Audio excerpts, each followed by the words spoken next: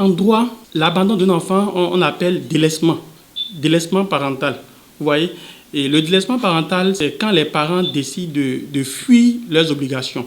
Et en droit, ça a des conséquences. Alors, le 4 mai, Dr Toyin Fodé a fait un appel demandant à toutes les structures ou à toute personne, d'accord, ayant recueilli ou bien accueilli des enfants abandonnés de venir les déclarer. Alors, vous savez, aujourd'hui, il y a ce qu'on appelle la loi 2015-08 portant code de l'enfant. La loi dit que l'enfant en République du Bénin, d'accord, a des obligations. Et l'enfant est une personnalité sacrée et inviolable. Je crois, à travers cet appel, l'État est en train de prendre ses responsabilités. Cette loi-là permet à l'État de prendre ses responsabilités et de doter les enfants abandonnés d'une identité juridique. Et c'est ce que fait la ministre à travers cet appel-là. Alors, mieux, je dirais également que l'État, à travers la même loi, a le droit de garantir le plein épanouissement aux enfants, conformément à l'article 8 également de la Constitution. Et pour poursuivre, je dirais que le même code, d'accord, en son article 17, parle des droits élémentaires des enfants. Et concernant ces droits élémentaires, je vais vous citer quelques-uns. On dit l'enfant a le droit d'être enregistré, d'accord, sans frais à sa naissance. C'est-à-dire, tout enfant a le droit d'être enregistré sans frais à sa naissance. Et mieux, on dit, déjà à la naissance, l'enfant a le droit de posséder une identité.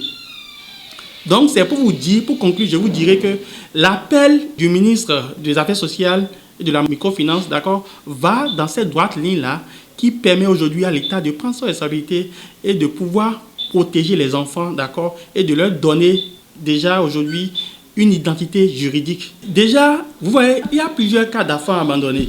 Il y a des enfants qui sont abandonnés et qui sont recueillis par des orphelinats, des centres de protection et d'accueil des enfants. Il y a d'autres enfants, d'accord, qui sont abandonnés, qui sont retrouvés par des personnes lambda. Ce qu'il faut faire, il suffit d'aller vers aujourd'hui la NIP.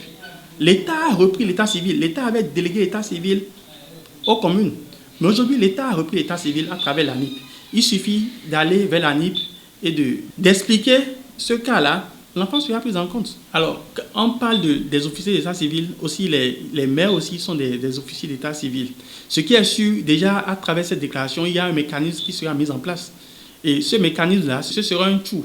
Et il y aura également des avocats et des juristes qui seront mis en place dans ce mécanisme-là pour pouvoir faciliter la déclaration de ces enfants-là. Mon dernier mot, c'est de remercier aujourd'hui le gouvernement, d'accord, qui travaille beaucoup à faire appliquer le code de l'enfant aujourd'hui. Vous voyez, il y a quelques jours, les gens qui méconnaissaient les tests ont été surpris par la loi sur la reconnaissance de paternité. Alors que cette loi existait depuis 2015, le gouvernement ne fait qu'appliquer cette loi, d'accord, qui est restée muette, dont les gens méconnaissent les tests. Et c'est ce que fait encore le gouvernement à travers cet appel-là, demandant aux structures d'accueil et autres d'aller déclarer les enfants abandonnés. Mon appel va d'abord à l'endroit des centres d'accueil et va également à l'endroit des citoyens, d'accord, qui ont eu à recueillir ou bien à accueillir des enfants abandonnés, d'aller vers les officiers d'état civil et d'aller vers l'ANIP pour pouvoir doter ces enfants d'une identité juridique.